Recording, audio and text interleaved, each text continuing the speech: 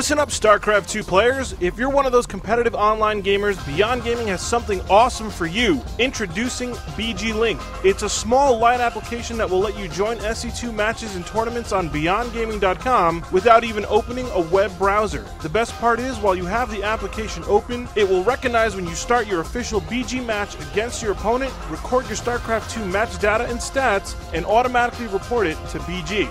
No more filing disputes because your opponent rage quit and didn't report match results like on other sites. All you have to do is input your BNet name into the settings of the application and start joining matches. The best part is all this functionality is absolutely free. All you need to do is go to BeyondGaming.com, register a free account, and download the app now.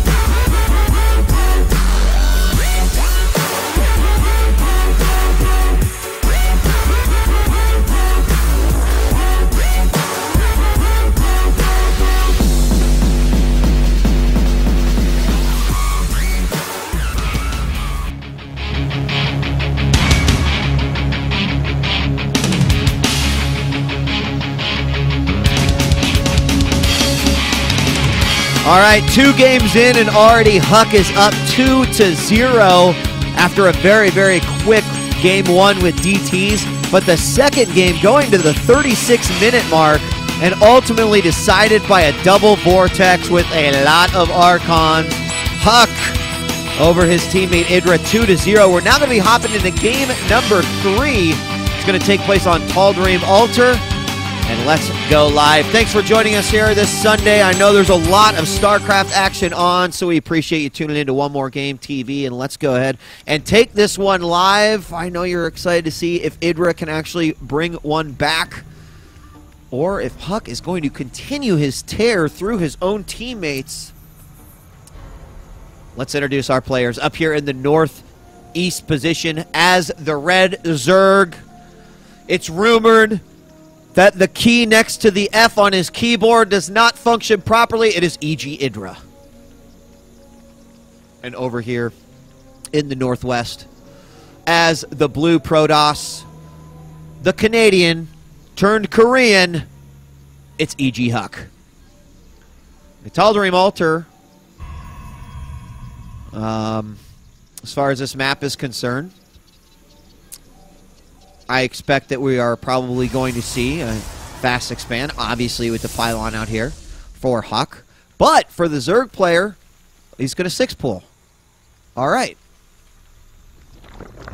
All right. I guess I probably should have paid attention to that when I didn't see a drone get made. Okay. So a Zerg player, obviously in a position where you can't take a quick third. You know, you could still fast expand and whatnot. But instead, EG.HuK's just going to run a 6-pull here. Now, off of a fast expand, this is going to be pretty nasty. It's all going to come down to probe defense here for HuK. The 6 lings are already underway, but the problem with this is that Tal'Darim is so big that, you know, it's going to take a while to scout. So it's all going to, I mean, really the success of this 6-pull is going to be where EG.HuK is going to scout, and oh no! He's going to the south position, and that, I mean, that right there could just, that could be it. That could be it. He is going to drone up from this point. Gosh, I'm really curious to see if EG.HuK can, I mean, the Overlord's going to see the Nexus right away, so he is going to be able to come up here. I do believe some damage is going to be done, but I have a feeling that because it's a guest scout with this build, he's going to be able to hold it off. The Forge is nearing completion. He's going to have to pull a lot of probes is basically what's going to happen. And the cannon is going down, but I feel like if that cannon gets up, oh my gosh, it's all going to come down to when these lings get in and seen and how quick HuK responds. HuK, I don't see any probes coming out quite yet. He's got to cancel that. He does cancel it. And he's not pulling any probes. He's not going to cancel the Nexus either. He's going to wait. He threw up the pylon over here so he can try to get a cannon up. He sends one probe out. This is actually going to come down to a lot of crazy decision-making here. EG.IdrA decides to take it back and work on this Nexus. He doesn't want to go in and fight all those probes here. The probes are going to come out. He's just going to go ahead and mine at his main. He's going to force a fight here with these Zerglings. And this is actually pretty smart because the cannon would get up to the top.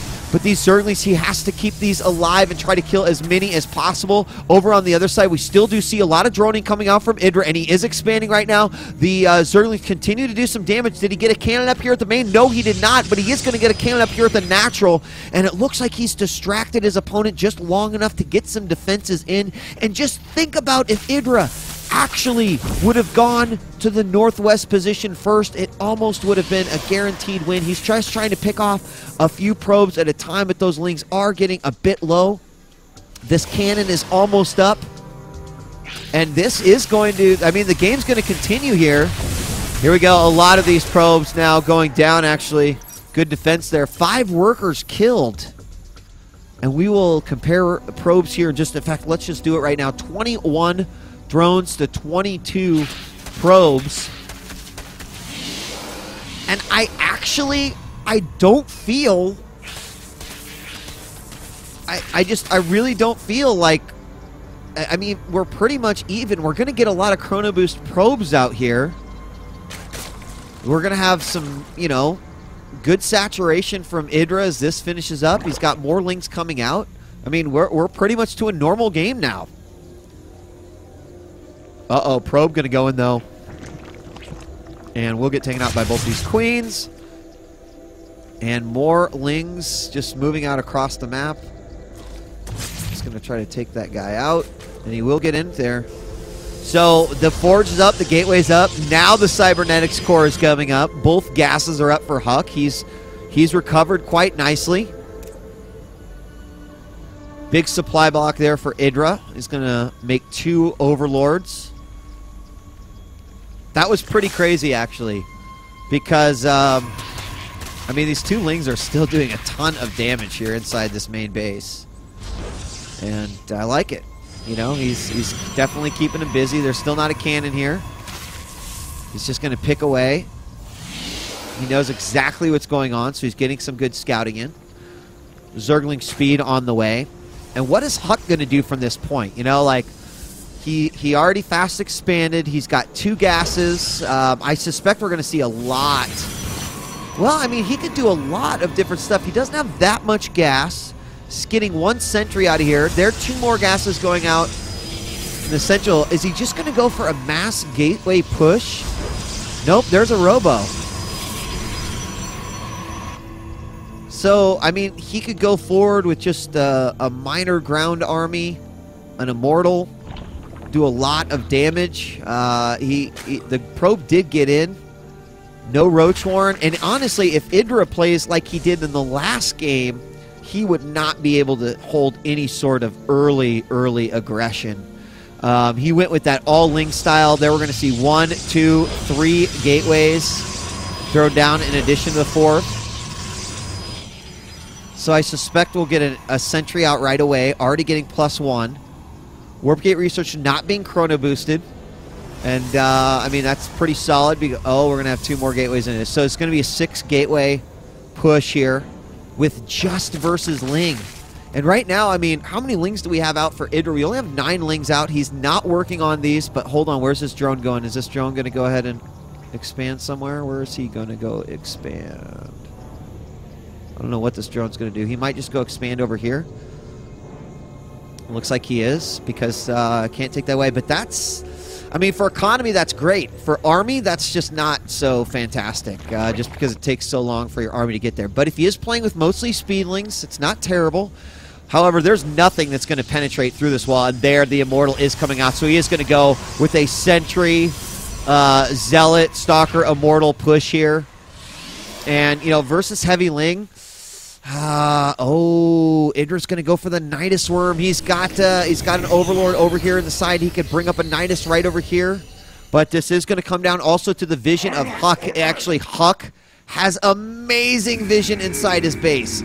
Absolutely amazing vision. Oh, the Nidus Worm's at the front. I'm an idiot. Oh, my God, I'm an idiot. I'm just a freaking idiot.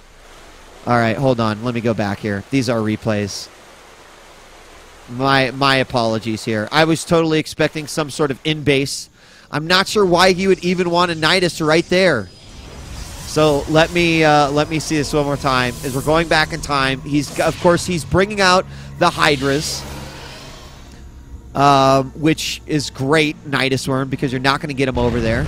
And there the Nidus goes down. What exactly does he see right now? So HuK does not see the Nidus, but he brings... Oh my God, he doesn't even know about the Nidus, but he brings the Zealots forward. They kill the Nidus Worm. And that's going to be it. GG. God, I'm a moron for missing that one. Game 3 is going to go to HuK. And it's kind of odd because we have seen that be really, really successful in many cases for the Zerg player with those very, very quick attacks. I mean, there were, of course, the Sentries and the Zealots. If he would have been doing that 30 in-game seconds earlier, it would have been a completely different game. But HuK takes game 3, and now we're going on to game number 4. HuK could close this out in the next game. IdrA must win this one to stay alive. Can he do it? We'll be back right after this to find out. Don't go away.